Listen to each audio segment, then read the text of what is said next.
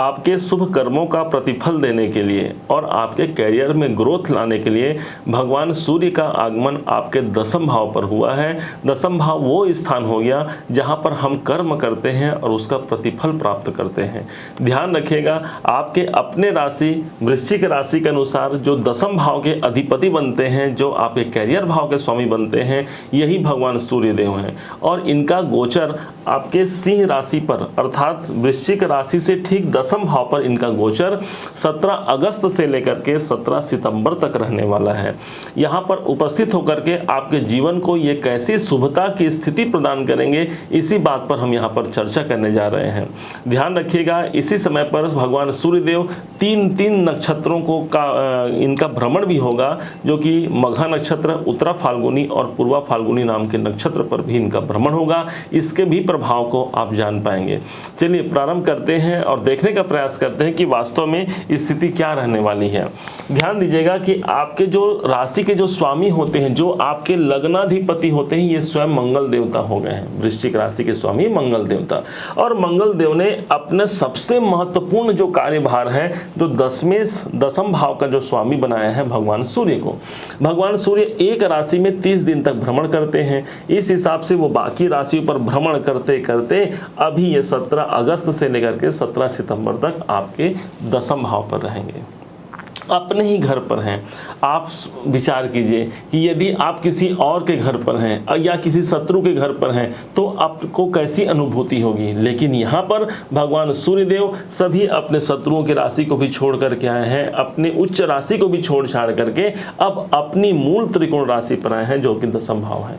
प्रभाव क्या होगा? प्रभाव तो भाई इतना अच्छा होगा कि मानो कि हमारे कर्म की जागृति हो गई। हमने जो कर्म किया है उसका प्रतिफल जब तक हमें प्राप्त नहीं होता तब तक हम कर्म करते ही रहते हैं, और उस फल को जो दिलाने वाले ग्रह बनते हैं वो सर्वदा के लिए आपके लिए भगवान सूर्यदेव बनते हैं।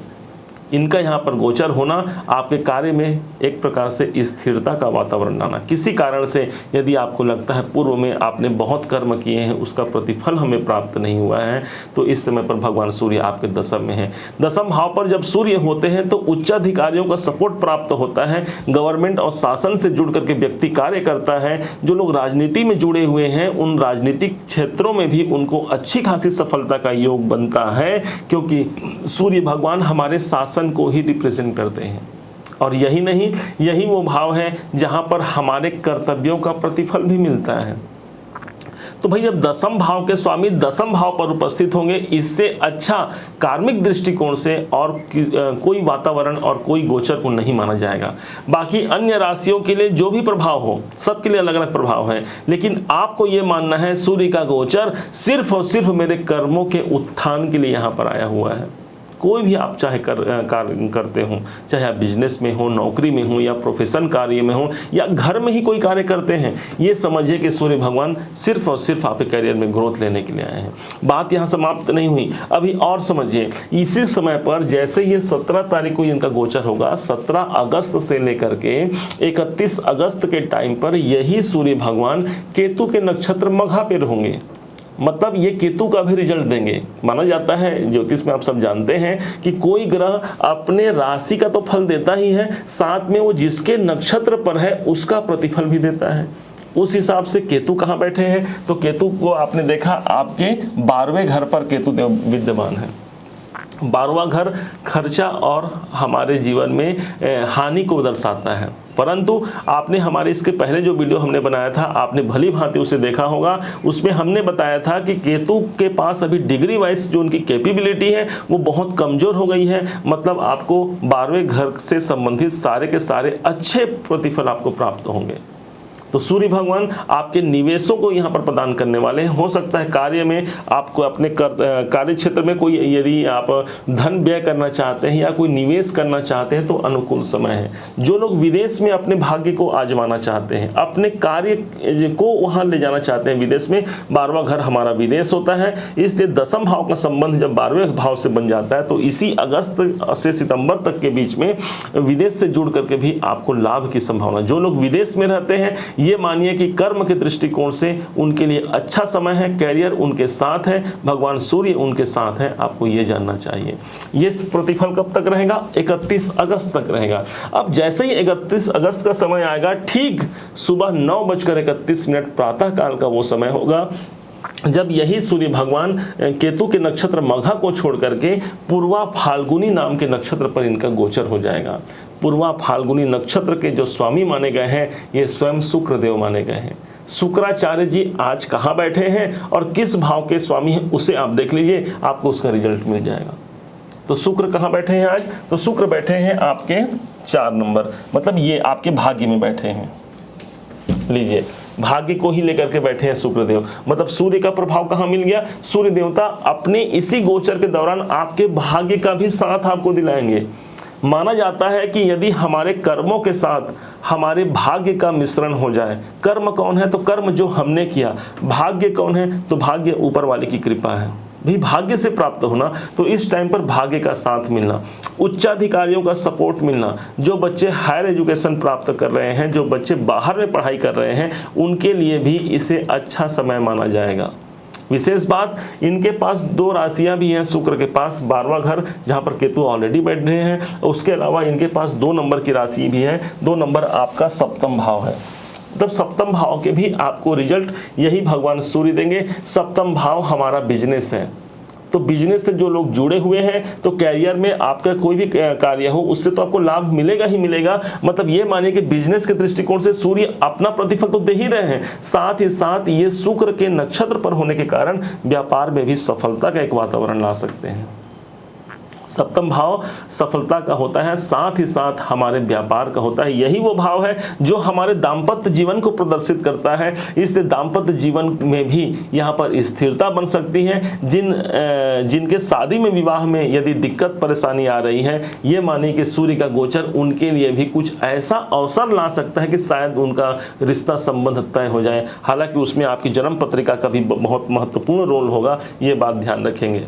इसके अलावा यही वो भाव है जो आपके साझेदारी को दर्शाता है। यदि आपका कार्य साझेदारी से युक्त है, पार्टनरशिप आप काम करते हैं, यहाँ पर भी एक अच्छे खासे प्रभाव आपको देखने को मिल सकते हैं। कुल मिलाकर के सिर्फ और सिर्फ ये सूर्य का गोचर आपके भाग्य का सपोर्ट तो आपको दिला ही रहा है, साथ ही साथ आपके कर्मों का प्रतिफल, कैरियर में ग्रोथ। अब जैसे ही 14 सितंबर से लेकर के 17 सितंबर का डेट आएगा, इस टाइम पर होगा क्या? यही सूर्य भगवान शुक्र के नक्षत्र को छोड़ देंगे और अपने स्वयं के नक्षत्र पर इनका गोचर हो जाएगा।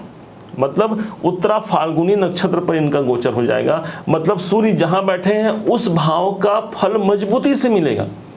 तो सूर्य तो भाई हमारे 10वें भाव में बैठे हैं, तो पुनः फिर से आपके कर्मों का प्रतिफल ही मिलेगा। यदि आप राजनीति में हैं और राजनीति में अपना किस्मत आजमाना चाहते हैं, इससे अच्छा कोई संजोग नहीं हो सकता।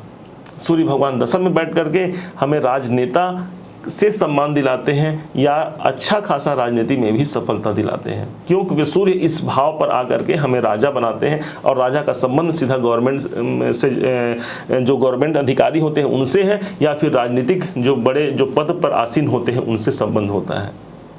दोनों ही दृष्टिकोण से सूर्य आपके लिए एक अच्छा हो गया। यदि आप जॉब के लिए प्रयासरत हैं तो सूर्य कौन है? तो सूर्य शासन है। यदि आप गवर्नमेंट जॉब चाहते हैं तो इस टाइम पर प्रयास कीजिए।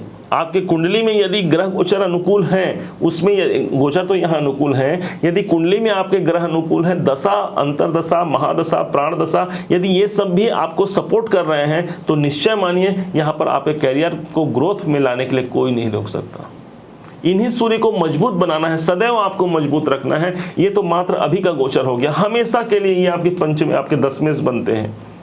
अपने पिता का सम्मान करना, उच्चाधिकारियों का सम्मान करना, गवर्नमेंट से जुड़ करके या उनके द्वारा जो हमें जो हमारी जो कार्य है, जो निष्ठा है हमारी गवर्नमेंट के प्रति, वो अच्छी होनी चाहिए। उनके संपत्ति को नुकसान नहीं पहुंचाना, ये सब हमारा कार्य है। क्यों? क्योंकि 10वां भाव हमारा कार्य है। यदि इसे आपने भली भांति निपटा लिया, अच्छा बना लिया, तो हमेशा के लिए कैरियर आपके ग्रोथ की स्थिति में होगा।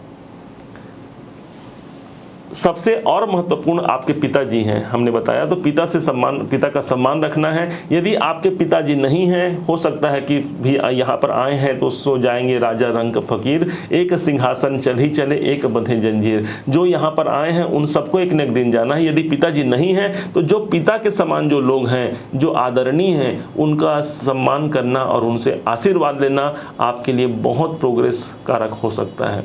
भगवान सूर्य को जल देना हमेशा आपको शुभता लाएगा। माना जाता है कि भगवान शंकर और भगवान सूर्य ये दो ही देव ऐसे हैं जिनका संबंध सीधा जल से होता है, और जल चढ़ाने से ये दोनों देवता प्रसन्न होते हैं और हमारे जीवन में भी प्रसन्नता का एक अच्छा खासा वातावरण प्रदर्शित कर जाते हैं। उम्मीद है आप सबने इसे समझा होगा, सबने इसे जाना होगा। यदि आपने इसे समझा है, जाना है, हमारे समझाने का प्रयास यदि आपको सार्थक लगा हो तो अपना प्यार भरा लाइक और कमेंट करना कभी मत भूलिएगा। आपके एक लाइक और कमेंट हमें बहुत मोटिवेशन प्रदान करते हैं। और हाँ, यदि अभी तक आपने चैनल को सब्सक्राइब नहीं किया है, सब्सक्राइब भी कीजिएगा। पुनः एक बार फिर आप सभी का दिवस बहुत मंगलमय हो, इन्हीं शुभकामनाओं के साथ। जय श्री राम।